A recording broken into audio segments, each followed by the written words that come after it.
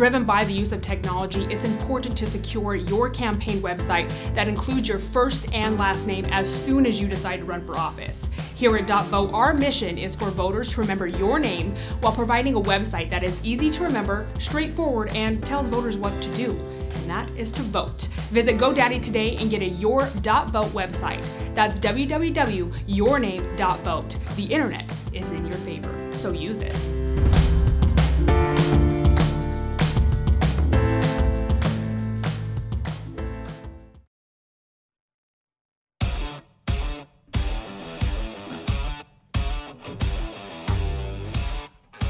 Welcome to another fantastic episode of Breaking Battlegrounds with your hosts Chuck Warren and Sam Stone.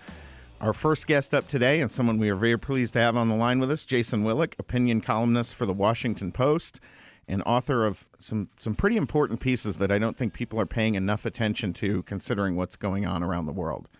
Jason, thank you for joining us and welcome to the program. Great to be with you guys. Thanks. Jason, let's talk about the article you had out recently this week, why the U.S. must calculate a solvency risk as it arms Ukraine. Tell our audience a little bit about what is that solvency risk and how dangerous is it? Sure. So the term solvency, I'm borrowing from Walter Lippmann, who was the famous American journalist. And in 1943, during World War II, he wrote a book about U.S. foreign policy. And I would say his thesis was basically that the goal of U.S. foreign policy is to remain solvent, by which he means having commitments that match its resources, that what it says it's going to do, it has enough power to back it up. And so he was sort of proposing the idea that we think of this sort of almost in financial terms where, you know, if there's a bank account, the bank needs to have enough money to pay the person to withdraw from the account. So if we say we're going to protect X country and Y country and maintain security in this region and that region, it can't just be something we say. It has to be something that we have the ability to do. And if we end up having obligations that exceed our resources, the same way that, you know, if a person has debts that exceed their own financial position, there's a risk of them going bankrupt, sort of there being a run on the bank and them losing the ability to pay back all their debtors. So, you know, the U.S. right now has a lot of commitments. We have commitments in the Middle East, in Europe, in Asia. And my point was we're drawing down some of that power in Europe and with sending weapons to Ukraine. And so there's a risk. We've got to pay attention to our balance sheet there and make sure there isn't insolvency where we run out, where we spend too much money on one commitment and run out on some of the others. Well, it's our supply chain doesn't have the ability to recover from what we're sending to Ukraine. And we're not here arguing should we not be in Ukraine.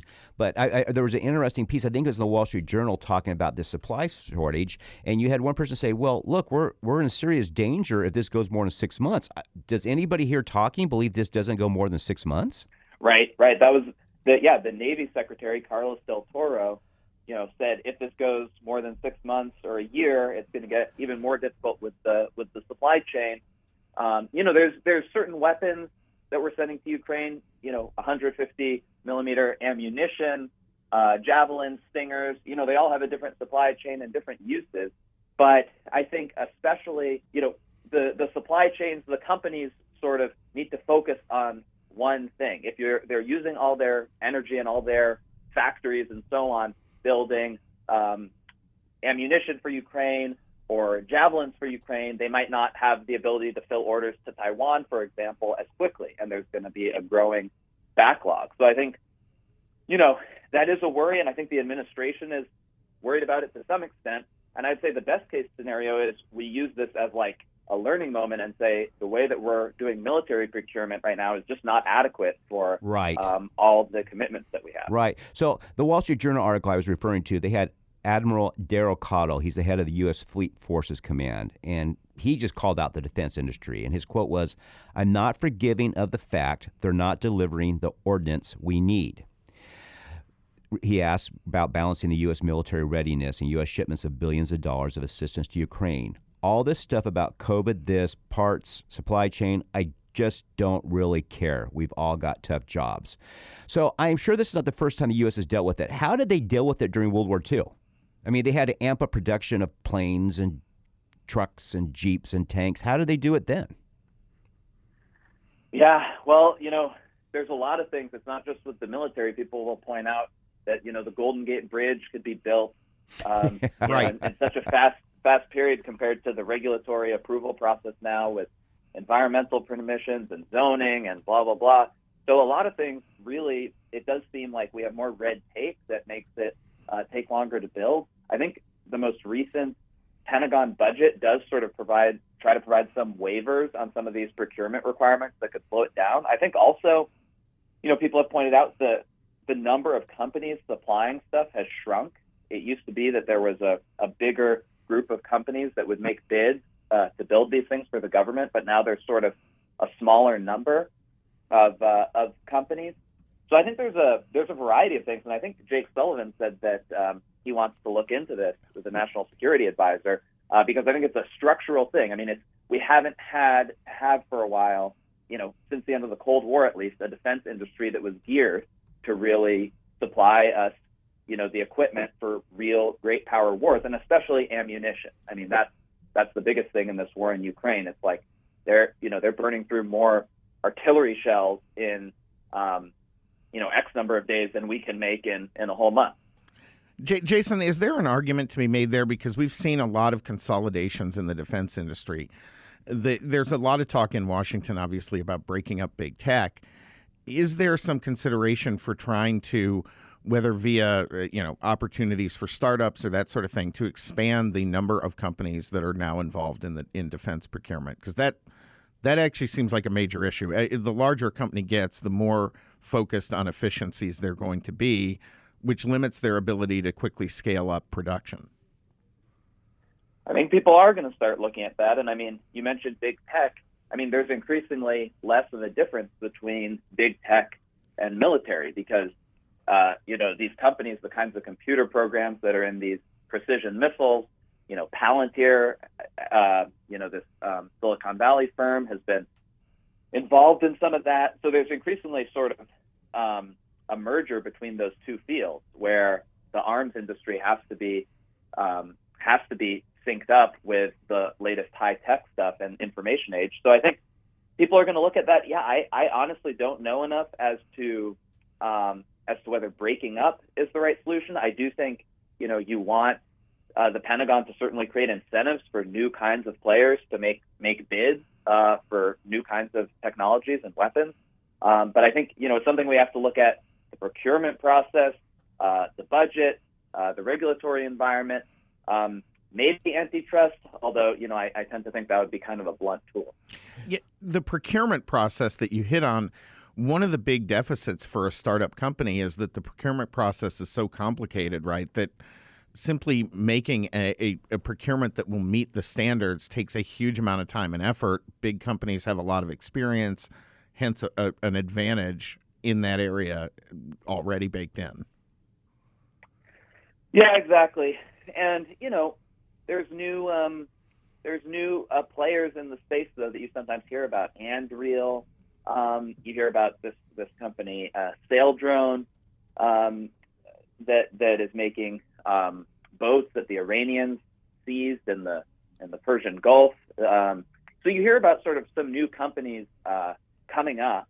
It's a question of, and I think it's something where, it's a huge bureaucracy, it's a huge budget. There's, so many departments, and, it's partly about people creating relationships to know what the government wants and what it's going to ask for and what Congress is going to sign off on. But I'm hopeful, that American, tradition of innovation, which is still on the cutting edge, and we've seen in Ukraine, one thing we've seen is that the technology that we have available to us is superior to the Russian technology. That was also, visible during the first Gulf War. Just the level of precision that's available is higher.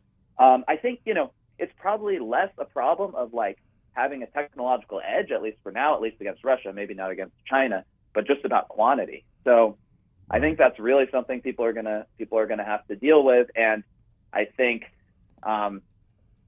we're just starting. I think it's something people are just starting to think about in Washington. As the Soviets said, quantity has a quality all its own. Right. So the U.S. defense industrial base, it just lacks right now an adequate ability for surge capacity. So say we have to go defend Taiwan, which Joe Biden keeps saying we will do. Is there something we can learn? And I don't want, dear listeners, we don't want to get involved in the validity of the COVID vaccine, but it seems like Trump dropped some things that could come to the market quick. Do we have to do something like that to produce what we need for our military in case we have to use it for another conflict? I think, like you said, with the Project Warp Speed and the vaccines, that was the kind of government-led process that you would have to see in an emergency, where they basically told the pharmaceutical companies, look, whether it works or not, we're buying, such as we're going to cover all your costs, we're going to buy all this stuff, we're going to waive every regulation we can find to make it as fast as possible. I think that, that probably is the kind of wartime footing that the U.S. was on in World War II. I don't think that there's sort of the political will right now to start doing that, because there are problems that come with it, right? If you have less regulation, then you're going to have more maybe corruption or more stuff that doesn't work.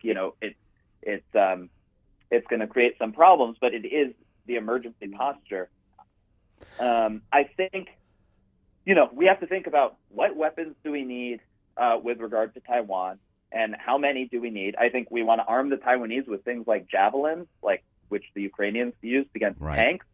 I think, we want long-range weapons. Trump exited the INF treaty, the Intermediate Range Nuclear Forces Treaty, which banned us from having not just nuclear missiles, but all sorts of ground-launched missiles that we could put in the Pacific. So I think now that constraint is gone, there's more missiles that could be ordered and put in places like Guam and Philippines and Australia. I mean, if we were serious about increasing deterrence fast, these were the kinds of things that we would do. We have 1 minute left until we go to break. Why don't you tell folks how they could read what you write and how they get in contact with you, et cetera? Well, I'm a columnist at the Washington Post, so you can look me up at Jason Willick, and you can get an email when my columns come out if you sign up for it. And I'm also on Twitter at J.A. Willick. Fantastic. We're going to be coming right back here with more from Jason Willick, opinion columnist for the Washington Post, in just a moment. We want to talk a little bit more. We were starting to lead into talking about some of the things that are going on in the Far East right now, which frankly should be pretty concerning, Chuck, to most of the world. If they knew about it. And they don't. Jason's doing fantastic work informing people. And Breaking Battlegrounds will be coming back with more from Jason in just a moment.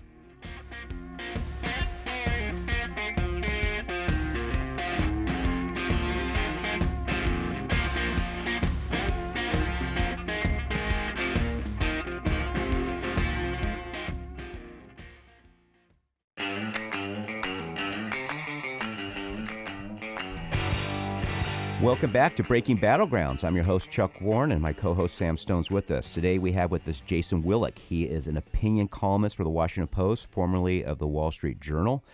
And we talked originally about his piece about the U.S. capacity for reproducing military hardware and equipment. And now we want to talk this segment about an opinion piece he had come out in late December called The Grand Strategy Behind Japan's Defense Buildup. And basically what's happened is Japan announced in December that it will surge defense spending by more than 50% over the next 5 years and acquire advanced missiles that can strike Eurasian mainland. Jason, what does this mean for the world? And because they're doing this, is this a failure of U.S. leadership? It means that Japan is very concerned about things in its neighborhood in Northeast Asia, where it's neighbors with Russia and North Korea and China especially. And it means that it wants, it thinks that if there's a war with China over Taiwan, it may very well get involved, and it wants or have to be involved because of the American bases there. and that it wants the ability to defend itself. So it's both, it's a kind of a paradox. Like you said, it's both good for us that they are, there's going to be more of our allies spending on their defense. It also shows, just how nervous and just how bad things are in Northeast Asia. Jason, post World War II, Japan's defense force was very, known for building up defensive weaponry only. But the U.S., particularly through the Gulf War, showed that a doctrine of deep strike can be the most effective deterrent. Is that the direction Japan is going with their weaponry right now? And does that change the dynamics with China and with some of those other countries if they're acquiring weapons that can strike into the mainland? Yeah, I think, these days, especially China has very advanced rocket force, the PLA rocket force. Missiles are kind of the name of the game in East Asia right now. So Japan wants to make sure that China or whoever else thinks twice before they strike Japan, because they know that they would get hit back, especially in a war over Taiwan when there's a lot of uncertainty. What's the U.S. doing? Is it sending all of its forces into Taiwan Strait? Is it going to, defend Japan, have enough resources to defend Japan? So yes, it's about building deterrent and, defensive, and like you said, offense. The ability to have an offensive strike is a good deterrent and therefore defensive in its own way. So you quoted in your opinion piece a professor on Japanese politics, and he compared Japanese politics to a plate of peas. It never moves, he recalled, but if you tilt the plate a little bit, they all roll to one side. Is that what's happening now to the Japanese public, that they're saying, look, we need to be able to defend ourselves and take more of an offensive posture? Yeah, I mean, I visited Japan for the first time shortly before this policy was announced, and spoke to some government officials, and they're very committed to this. They've clearly thought it through very deliberately and carefully, and decided that this is the best path forward in the interest of their people. And I think, I'm not an expert on Japanese history, but I do think if you look at it, it can have these fairly rapid changes in opinion, and then those are executed on. I mean, I think in America, we elect one person, we elect another person, we go in one direction, we go in another direction. I think in Japan, one quality of their political system is it's more consensus-based. And so when they decide they go in one direction, they really do it. How much are people in D.C., people you talk to, congressional staff, how worried are they about, A, the solvency risk, and B, what's going over in Asia? Are people paying attention to this? Are they focusing on these matters? The rest of the country certainly isn't. Is there an adult is there an adult in the room? I guess I'm asking. Is there an adult in the room saying, "Hey, we need to pay attention"? Well, my sense on the solvency thing is that for the first year, I mean, the Ukraine war's been going on 11 months now, I suppose. For the first few months of it, until a couple months ago, nobody was talking about the trade-off between sending weapons to Europe and making preparedness in East Asia. I think all of a sudden in the last few weeks, couple months, you have started to see a real attention to this. Like, hold on, we are running low. We are not making munitions fast enough. We do not have enough munitions to have a war with China that lasts a long time and continue to produce them. If the Ukraine war is any guide, we really need to look at this. So I think there has been a real shift in the last couple of weeks to pay attention to that trade-off, and I think that's a heartening sign, because hopefully we can learn from this. I think in Asia, I would say, there's some partisan debate over Ukraine. There's differences. I think in Asia there has been a consensus, really started by Trump.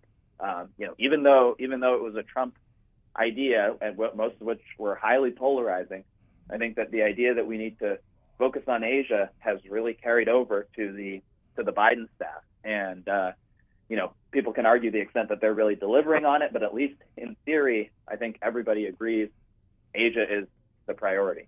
Jason, this is just speculation on my part. We only have about a minute here before I have to let you go. But how much is there a relationship between the escalation giving Ukraine tanks and perhaps the idea that we need to do things to try to end this war more quickly to avoid the solvency issue. I think one way of dealing with the solvency issue, right, and avoiding having too many commitments in both places, is to beat Russia really fast, so that part of that demand on our attention goes away, and we can focus on Asia. I think instead, we're just seeing a grinding, long, slow war. But I think the tanks are part of the idea that if we defeat Russia, then we can focus on Asia. Whether that's going to work, I tend to think it's going to be a more that this is not going to see a clear victory. Yeah, but there's nothing quick. I mean, how fast can they get 31 tanks over there and train them? I mean, that's the whole problem with this. I just see this grinding on. And again, I don't think as a hopeful, peaceful world you can allow Russia to just say, oh, I want this country. I think that's a horribly bad trend. But how fast can you go shipping 31 tanks over and training these folks? I mean, 6 months at best? I agree. I think I do not think we're going to see a quick resolution to this war. The one thing I would say about tanks, and I mentioned this in the piece, is tanks are not a weapon that the U.S. is primarily going to be using in East Asia, because that's a sea. Right. We're talking about air and sea, not land. So I don't think there's really a cost directly, at least, from tanks. But look, I agree with you. I don't think anybody really has a good idea of how this war is going to end or when. Right. Fantastic. Jason Willick, opinion columnist for the Washington Post. Folks, make sure you subscribe to the Washington Post, follow his work there. Jason, thank you so much for joining us this morning. Yeah, thank you, guys. Have a good weekend. Thank you. Folks, are you concerned with stock market volatility, especially with Joe Biden in office? What if you could invest in a portfolio with a high fixed rate of return that's not correlated to the stock market, a portfolio where you'll know what each monthly statement will look like with no surprises? You can turn your monthly income on or off, compound it, whatever you choose. There's no loss of principal if you need your money back at any time. This is a secure collateralized portfolio that delivers a high fixed interest rate, and by investing, you can actually do good. You can help people get their student loans paid off. So go to investyrefy.com.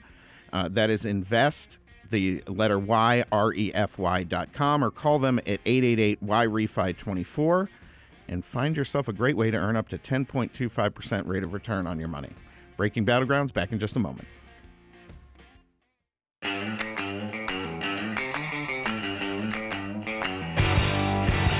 Welcome back to Breaking Battlegrounds with your hosts Chuck Warren and Sam Stone. In studio with us now, and thank you for joining us, Mark Joseph Mongilutz, Scottsdale-based content manager and financial newsletter for a financial newsletter, The Haymaker, which I was introduced to via Chuck, and I've enjoyed reading. Oh, great. So thank you so much. You have written quite a bit about the possibly negative implications of an AI-driven world. Well, a lot in one piece. I don't know about quite a bit yet, but I'm getting started. What is okay, so Yeah. a lot of our audience has heard this term AI. Yeah. They may have seen it on a Netflix limited series. Sure. They know there's ominous music playing when you mention it. And then there's technologists who think this is the best thing since sliced bread or fire, whatever the two. What is artificial intelligence, better known as AI? Yeah, I think people hear AI and they think almost reflexively of an anthropomorphic, a humanoid robot sitting alongside them, engaging in human-like behaviors and whatnot. But that's the stuff really more of Black Mirror or whatever other programming out there is dealing with robotics and the like. AI is really it is a means by which to, through software and various models, to replicate what up until pretty recently has been the domain of the human mind. Things from language generation to object recognition to pattern recognition and prediction. It's a tool that's meant to map and replicate what the human mind does using software. At its very best, it's a lot better than us in certain ways, but it's also very limited. As far as we know, it's not self-aware. Crossing that threshold might be impossible for all we know. But in certain aspects, it is demonstrably superior. From the example people like to use is chess. The best chess master will never beat whatever it used to be Deep Blue. I think it's probably bright red now or whatever the Deep blue version 73.4. Sure, yeah. And I was speaking with an engineer friend of mine who was saying apparently if you take away one pawn from the AI side, that some of the grandmasters can play to a stalemate. I didn't know that. And if you take away two, some can actually win. Now that's actually huge, because if you take away one or two pawns, you're limiting what the AI can do by several orders of magnitude and whatnot. So it is significant, but it means we're maybe not as far behind as I once thought. Well, in your piece, you had this great analogy about the movie Jurassic Park. Yeah. Now, in your best storytelling voice, share with us that scene. I'd love to. And then tell us what the pros and cons are of AI. Yeah. So this came to mind almost immediately last month when the ChatGPT kind of reveal made itself known, and it's one that I've used previously, especially in this era where I think there's kind of a dual orbit of scientism and tech fetishism that are kind of consuming our collective psyche, and where we tend to get very excited about whatever's next without necessarily stopping to think about what it could mean, negatively and maybe not even all that realistically positively. But the scene is where Dr. Ian Malcolm is the Jeff Goldblum character is he's responding to what he's just learned about Jurassic Park, the science behind the cloning of dinosaurs, and he's not impressed. He says, your scientists got so caught up with whether or not they could, they didn't stop to think about whether or not they should. And I think that's the story of AI right now.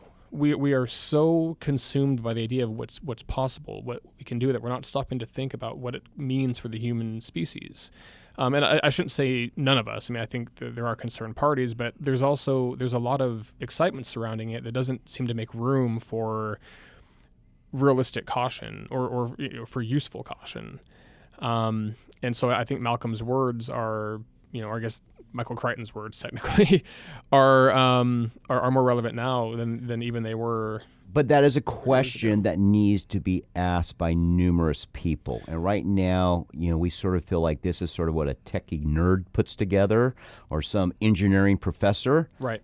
And people need to be aware of what's going on with this. And again, we're not opposed to it, but there has to be limits. What is the we have to be good guardians of it. Exactly, and that's one thing we were talking about this before the show. I'm not anti-tech. I use technology, quite abundantly in my career. Sam uses a rotary phone, so he's old school. No, Chuck, I upgraded to a brick. Well, I got a Nokia brick. Well, and the fact is that even if the four of us in this room were to become Luddites, it wouldn't matter. This is happening. Like, technology is happening. AI is right. It's out of the bag.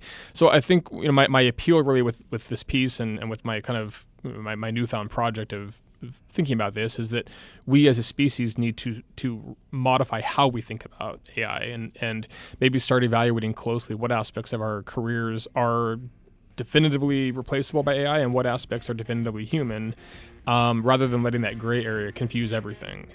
I think that's a fantastic point. We're going to be coming back in just a moment with more from Mark Joseph Mongilutz, talking about AI, the future potentially of humanity being tied to it, and tie in Elon Musk also. Breaking Battlegrounds, back in just a moment. All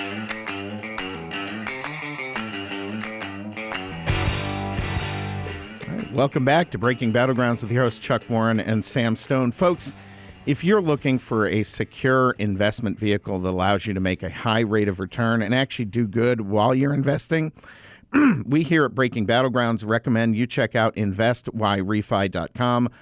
They offer up to a 10.25% rate of return on a secure collateralized portfolio. It's a fantastic opportunity, and you'll be helping people get their student loans paid off more quickly. Call them at go online at investwhyrefi.com. That's invest, the letter Y, then REFY.com. Or call them at 888-YREFI-24 and tell them Chuck and Sam sent you. So what countries are leaders in artificial intelligence? Yeah, so the leaders at the moment are really the U.S., the U.K., France, China, and then Russia, Australia are also expanding their spending. I think in the U.S., a number of companies are engaging with it: Oracle, Intel, Salesforce, Amazon. But the two I think we need to watch most closely would be OpenAI, which we can talk about, obviously in the ChatGPT context, and then Google's DeepMind, which is actually headquartered in London, but it rolls up to Alphabet, which is Google's parent company. Mark, I'm sorry. I want to back you up just a sec for folks out there who may not know what ChatGPT. Correct. What is Chat? Forgive me. And how does that affect businesses as well? So I asked the CEO today what it is, and that was the question you wanted me to ask. How do you think it will affect businesses? Yeah. Okay. So we can get into that now. That's really what prompted me to write the piece. Actually, kind of a loose colleague of mine. He works for my boss's wealth management firm. Had written a piece on ChatGPT, and my piece was sort of a response to that. But ChatGPT is sort of it's the current apex of what language modeling is able to achieve. And describe for our audience. Yes. Language modeling. What is language modeling? We're dummies in here, Mark. No, not at all. No, I'm catching up with all this as well. We all are. Everyone is kind of. Well, that's the thing. You're sort of a pioneer teaching. Well, so we have people say, okay, what's language modeling? Yeah, we're all kind of marching to ChatGPT's tune at the moment, or OpenAI's tune, but. So basically what this means is that their software is, OpenAI software is harvesting written content by the metric ton, right? I mean, they're just, as much as is out there, more than any human being will ever read in their lifetime, more than any 1,000 human beings. Every librry in the world is downloading it all. Anything that's ever been published basically is out there, online anyway, is at their mercy, so to speak, or at least at their disposal. And from this large aggregate of material, they're able to churn out, what they describe as, I think, what we can all perceive as being, very believable, human-like text. You ask ChatGPT to produce an essay on Charlemagne. And have a student do the same, put them side by side, and even if it's a very skilled student, the two will probably be indistinguishable, at least in terms of... If it's a very skilled student. Yes. It's an advantage if you're not, right? And that's... Well, so, yeah, and I wanted to back up really quickly on that, because the other thing worth noting is that ChatGPT will probably be more knowledgeable than the student, because it can just it can access more, it can retain more, it can Correct. summon more to the fore more quickly than a human mind can replicate. That doesn't necessarily mean the writing quality will be better. I've seen at least one other. There's been a lot of things about it. It's not better quality a lot of times. Yeah, yet. And yet is always the word people toss in right at that point, right where you stopped. They always say yet, because the expectation is that soon enough it'll be Shakespeare GPT.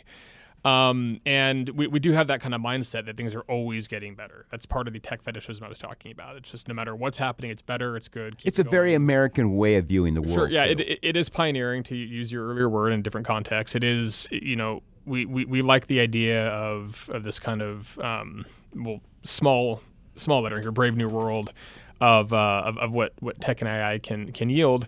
I think the reason ChatGPT struck a lot of people as being kind of a red flag is that, when you look at other tools, like in the piece that you referenced earlier, I write about, the first humans made a knife-like object because they wanted to cut something, right? And there was a need, and they produced it, and there was no question as to why they did it. They needed to cut something. With ChatGPT, the question is, what are they trying to replace and why? Like, we have this tool that's it can amaze at once, but it can also concern, because, as I noted, the least surprising aspect of ChatGPT was that within a couple days of its announcement, the questions were circulating: how are students going to use this to cheat? Well, right? so and Google, and obviously Alphabet, I guess it's not Google now. Alphabet's so concerned that they bought Larry and Sergey back, because they're concerned about this. Is that correct? Yeah. I'd seen something maybe a couple of weeks after the reveal that Google had, and I don't know what the sourcing was on this. I don't know if this was their exact internal wording, but that Google had adopted a code red status, essentially. They saw really just as far as I understand, only their search function was really being kind of right. And so if they're freaking out about it, and we're all going to agree in this room, they have some pretty smart people there. This is a concern. And folks, for you don't know, Sergey and Larry are the founders of Google. Just FYI on that. Yes, Sergey Brin and Larry Ellison. Yeah. Larry Page. Larry Page, yes. Yeah. So, yeah. So that's the point you're talking about again. Who's managing the shop? Right, and to what end? It's not just, so OpenAI, the last time I looked, they have something like 400 employees, right? So it's fewer than there are people in Congress. And these people they're working in, it's not, I'm not trying to make like a Soviet analogy, but they're working in secrecy. I mean, certainly like trade secret sort of level of secrecy. And they're producing software and tools and whatnot that could change the world. And, we hope for the better, but we don't know. And I was thinking, the very nature of innovation is that it's undemocratic, right? Is hoping for the better enough? I mean, it seems like this is a time when we really need to be looking at guardrails on this, on looking at the implications. You got to treat this like a bowling alley where the guardrails come out for bad bowlers like you and I. I mean, something has to be there. So I would caution on this a little bit, because I think that when you start talking about guardrails and any sort of oversight, I think you also make things like this a martyr, right? Then it becomes... Correct. Especially if Congress starts to weigh in, then it's anyone who wants to be cool will be on the OpenAI side. Right? I'm actually thinking more in a societal sense. Yeah, I mean, so who are the guardrails? So, for example, I mean, we all know polling shows while America is still a religious country in many ways, it doesn't have the influence it once did. So, are there people who deal with the moral issues, ethics, a part of these guardrails? I don't see that because a lot of people dismiss them. Elon Musk talks about this a lot, but I don't think enough people pay attention. No, because they're too busy about Twitter memes. And we should know Elon Musk was, of course, one of the founders of OpenAI. Right.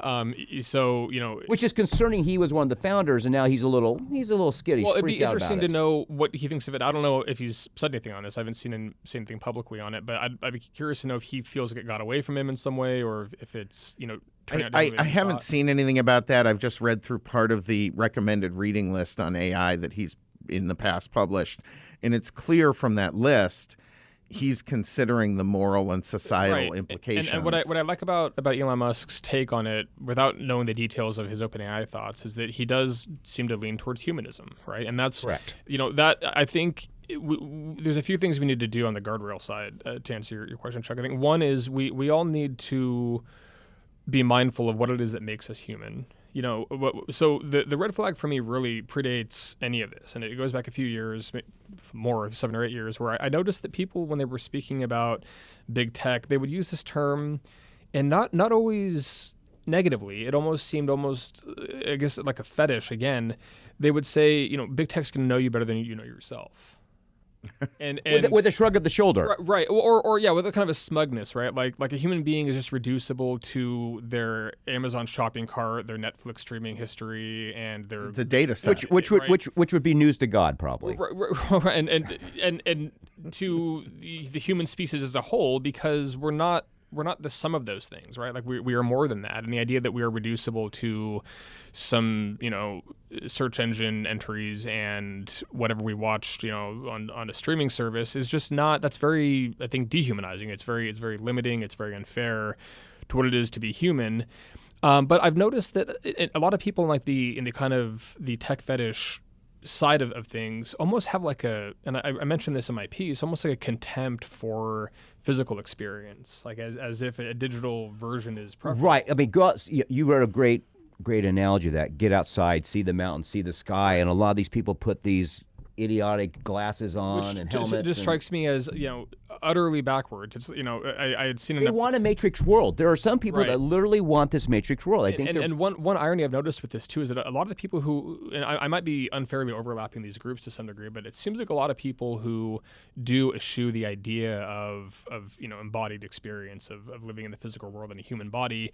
When they're gaming, they always play these hyper powered warrior like characters who are themselves muscular and physical. Correct. So it's like they still want to escape into something like that. They just maybe don't want to do the hard work of it. Yeah, go to a gym. In their own body, right? Right. That's a really fantastic point. And again, there might be some unfair overlap there. I don't want to associate the whole gaming community with the kind of like tech utopian crowd, but I think there's some overlap in that there are a lot of gamers who do sort of fetishize tech and will get the newest whatever because it's available. The other red flag for me was there's kind of a line going on amongst those who do have some concerns about this, that Orwell got it wrong, that 1984 isn't our future. It's actually going to be capital letters now, Brave New World. Because when you take the authoritarian route, people inherently resist. But if you entertain people into submission, well, that's an easier sell. And when you add convenience to that, well, that's a very easy sell, right? And so I remember, I guess it was 2017, I was at a friend's house, guy I was in the military with. We're talking, and I kind of cut myself off mid-sentence because I realized that I was sitting next to an Alexa. And this guy is he's a kind of a gearhead, gets the newest whatever. But we were talking about politics like we always do, and I kind of stopped. I was like, do you have an Alexa? And he said, yeah. And I said, okay. Why would you welcome a surveillance item into your home? Like this is the kind of thing that the East Germans would have loved everyone to have had, but they'd had to sneak it in, right? They would have to be subtle. Yeah, people didn't buy it. Well, that's also a very American train of thought. We don't believe government is capable of doing that because we're a country of the free and the brave. Boy, I don't know how you carry that belief past COVID. I know, but I do think there's a lot of people that believe that, right? And that's why you have that versus someone in East Germany who knew. We are. I think by virtue of our prosperity, we are very trusting, and very naive in a lot of ways, and we also like convenience. So even if someone knows that, Alexa has to be listening at all times because it has to know what Alexa isn't in order to know what Alexa is, right? So it has to be on at all times. We know it's surveilling. But convenience was just enough to kind of win out on that. Right. Even if you have a 49% concern about the surveillance, the 51% convenience is enough for you to... Well, it's funny you speak about AI. So like Netflix, I do this a lot, even on Google searches. I will just look up things that have nothing, no desire to know about, just to screw up their algorithms on me. So, for example, Netflix, right? I mean, I like comedies, but one day I'll just order for 2 minutes, Bob kills 85 people, right? Just screw them up. If you're wondering why the public data you just bought shows that Chuck Warren loves anime. Well, so, and Chuck, that's actually kind of what I was getting at with the idea of reducing a person to their internet activity is because what if... by chance, you mean to type in, whatever it is, blue skies Hawaii, but you end up, inadvertently typing in something else, and that one entry somehow throws off their entire picture of you, but it was a mistake. So, for example, we're talking about they collect this information, they just make you an algorithm. So, are there good websites, say like DuckDuckGo, who supposedly don't collect that? I use DuckDuckGo, and a plug for DuckDuckGo. Jamie, we need to get them as a sponsor. I use them. I use them for my Substack email as well. But a friend of mine had asked, or a colleague of mine actually, my former job had asked me about that. Kind of amused by the fact that I was using DuckDuckGo, and I said, look, Google can know a lot about me. They can know 80%, but they don't have to know everything about me. Hey, you got to keep a little mystery in the romance, don't you? You got to keep a little mystery in the romance. That's how you keep the love going. I think the example I used was the spark. I was like, if I want to look up, Godzilla weight compared to Empire State Building. Mark, real quick, but we're going to bring you back for our podcast-only segment, folks, so make sure you go to breakingbattlegrounds.vote. You can download that there on all your favorite podcast sites. Mark, how do folks follow you in your work? Sure, yeah. So the full-time gig, as I think I mentioned earlier, you might have mentioned earlier, is I work as a content manager for the Haymaker Substack. It's a finance newsletter, primarily working in editing capacity there. And I just launched my own Substack. It's going to be a part-time thing. It's called Opinions Impending. Good stuff. We're going to be coming back on the podcast-only segment with more from Mark in just a moment. Breaking Battlegrounds back on the air next week.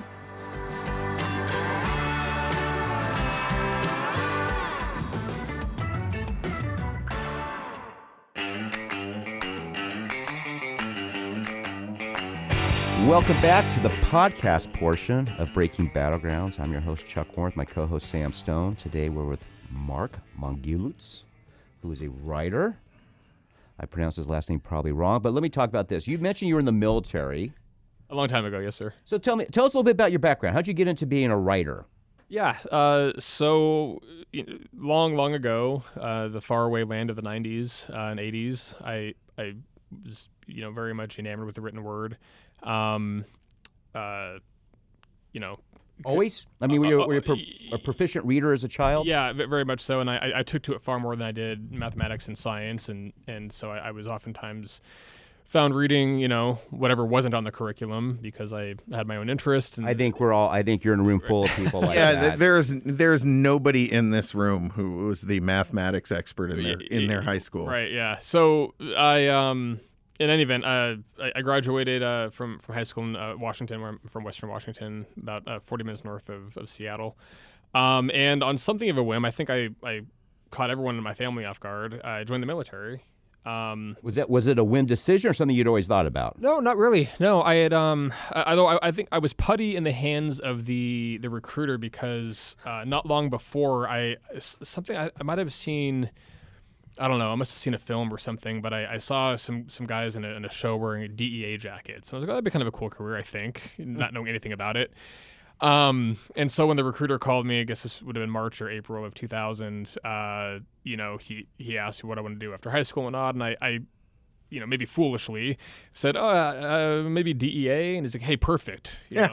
Come on down. It's like, well, you trained up, and then when you go to the DEA, you'll be the best of all of them, kind of a thing. And it's a good pitch. That was a smart play on his part. Yeah, he was a good salesman. And so I went from not really knowing what was next in April of 2000 to being in Fort Benning on June 20th.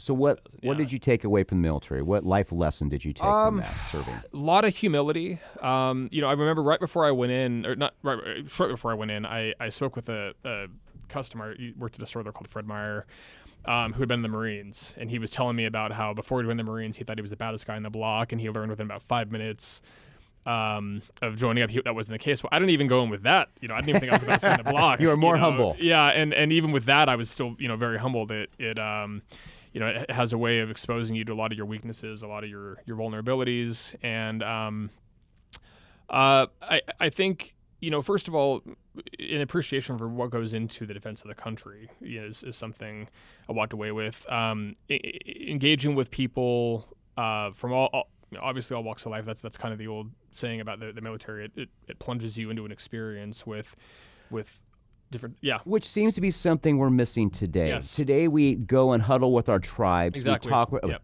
Thanks to social media and AI, we are picking sides and we don't get outside of our bubble. The military forces you to get to know other people. And Chuck, you don't even have really the option of maintaining whatever prejudices or misgivings you might have had. You very quickly become just a fellow soldier with these people, and that's how you view them. It's how you view them. Race, religion, creed, so on and so forth. It's not that they don't matter. It's that they're, in some ways, they are sort of marginalized necessarily, and I think for the better in terms of human interaction. So that's obviously one thing. I was in the Old Guard in an interesting time. So I got there right around the time the Bush v. Gore. Again, I'm going to back you up real quick. Yeah. What is the Old Guard? Oh, okay. Far afield of AI now, but the Old Guard is the Army's oldest active infantry regiment, right in the station of Fort Myer, Virginia.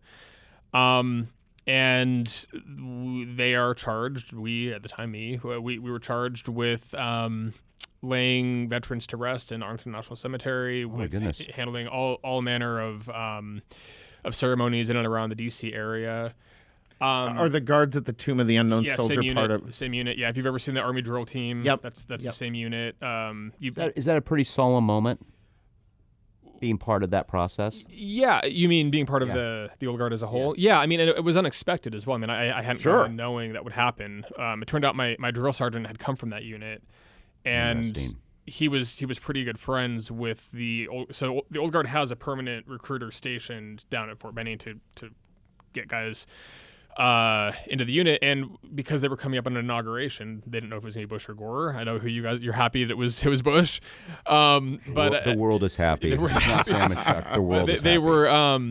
They were trying to ramp up, and so I think they recruited some X number of people more than they would normally recruited, and myself and 3 or 4 guys in the platoon. Pretty late in the cycle, actually. It was like 3 or 4, maybe like actually 2 or 3 weeks from graduation, I think we got pulled up, and so they rip up your old contract, tell you where you're going next. They let me keep my airborne school, so I did do that right after. Wow. Came home. I was home for Thanksgiving, and then arrived Thanksgiving night in Fort Myers. So the interesting timing should be clear because I was there when the Pentagon got hit, and oh my goodness, and that was in large part I used to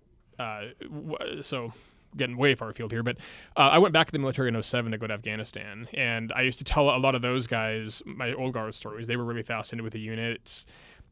Maybe I think they made it more interesting than it actually was in their minds, but I would regale them with stories. I had been in operations for a while, so I saw the old guard from kind of a bird's eye view, and just had a lot to share with them. And one of the Alexa guy, the same guy, the Alexa guy, he was one I met in my second time when I went to Afghanistan, and he had been urging me for years to write a book on the subject, and I don't know that I ever would have if not for the Pentagon story, because it struck me as being unique enough, like kind of important enough to merit a text.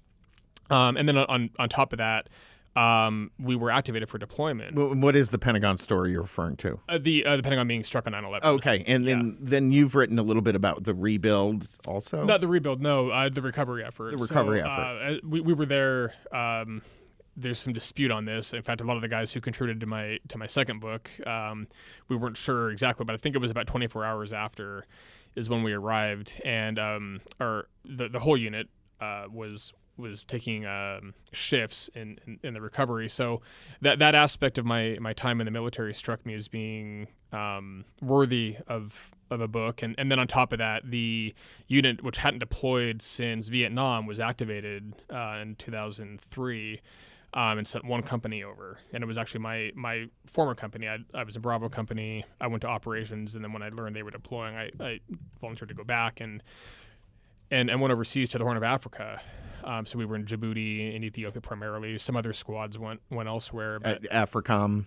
The CENTCOM. Yeah. And so that was between those two aspects, just being there, and then I guess to some degree the inauguration struck me as being, there was enough kind of meat on the bone narratively to warrant a book. And I spent the better part of the fall of 2016 writing it, and then the better part of the winter and early spring of 2017 trying to find a publisher, which eventually I did. And they actually they liked my idea for the second one, which was I compiled essays from a bunch of guys who had been with me during the Pentagon recovery, and so I was the editor for that one.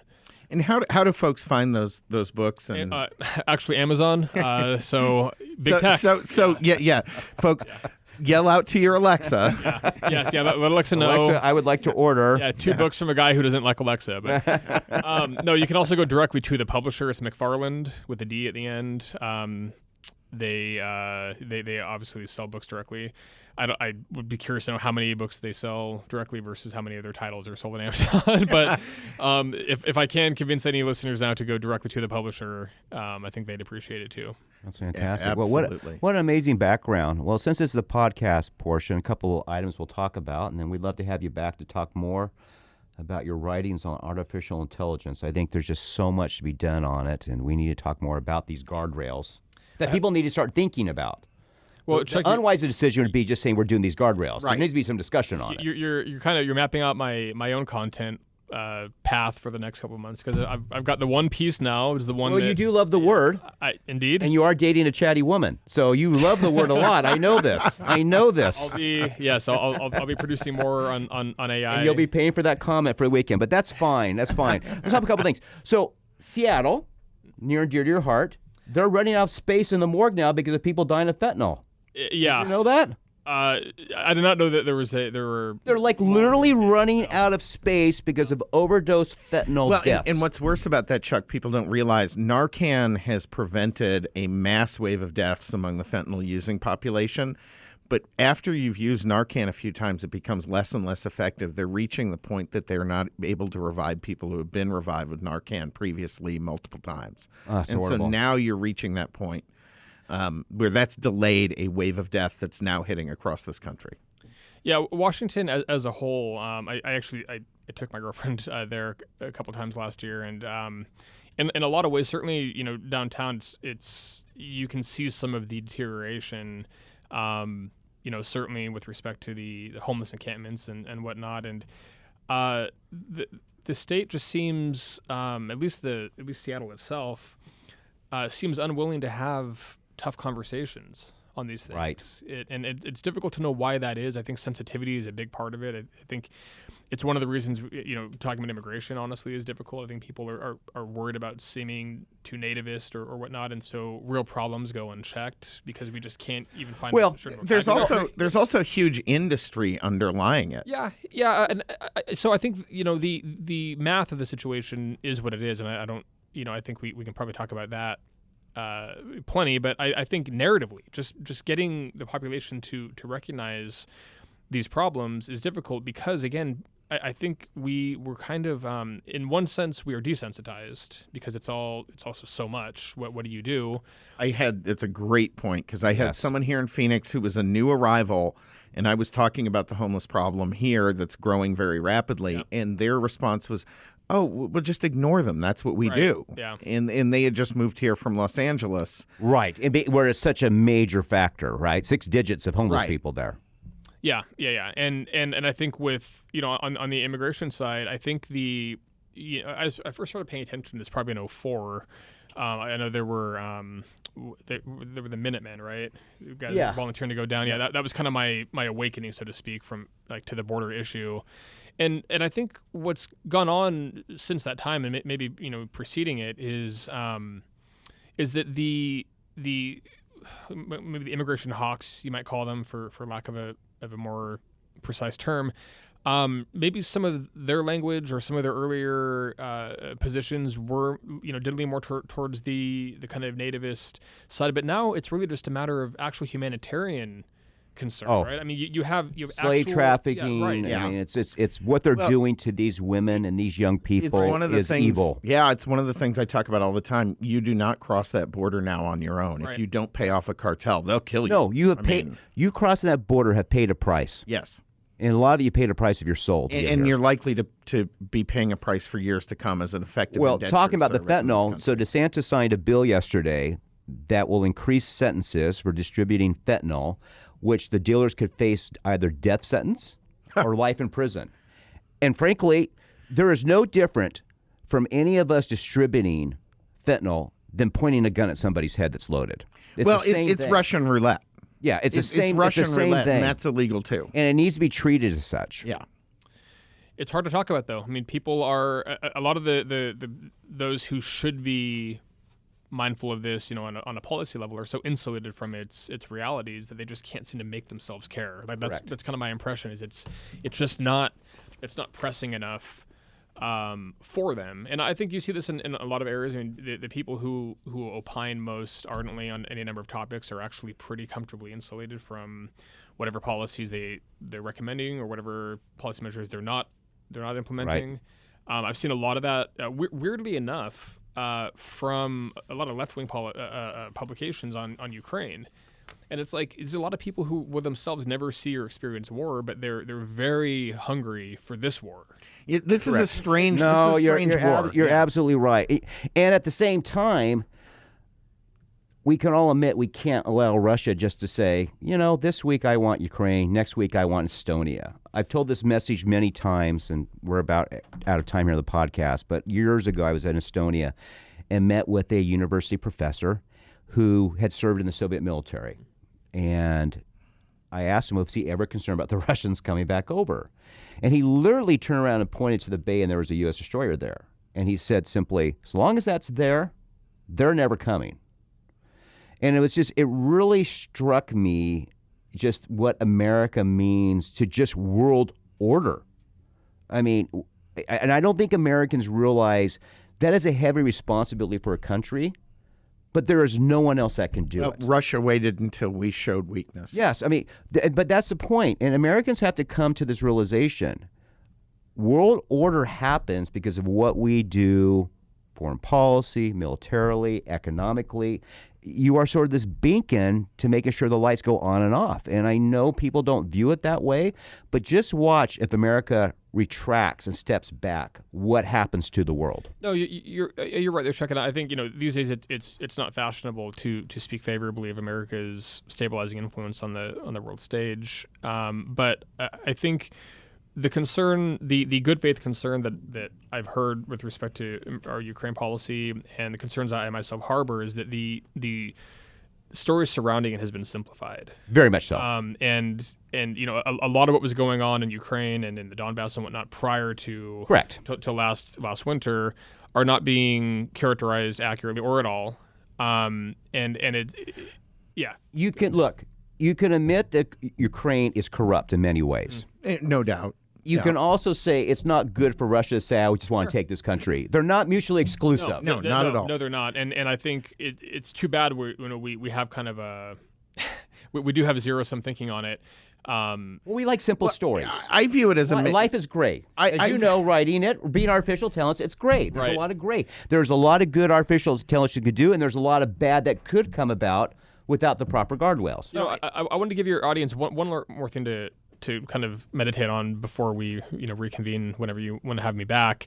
You had asked me early on to talk about what can people do, and I think what I would really emphasize, in addition to, as I said, figuring out where you're replaceable and where you're not, because we need to be honest with ourselves. A lot of what we do, AI can do, and more effectively, more cost effectively, as a lot of businesses are going to be realizing, or maybe already have. But I think we also need to remember that in almost every other context, we use the term artificial negatively. Artificial food coloring, artificial anything, right?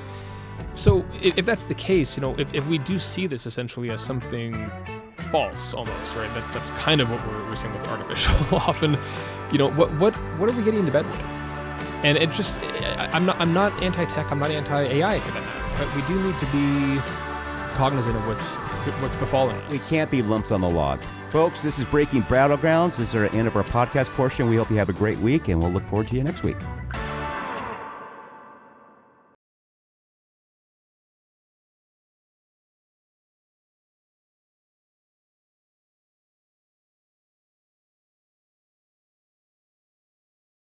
Running for office? You need a campaign website. Introducing the web address of the democratic process, .vote. So how do you purchase your .vote website? Visit www.yourname.vote. Type your website name, example www.johnsmith.vote. It's available. Add your web address to your cart and check out.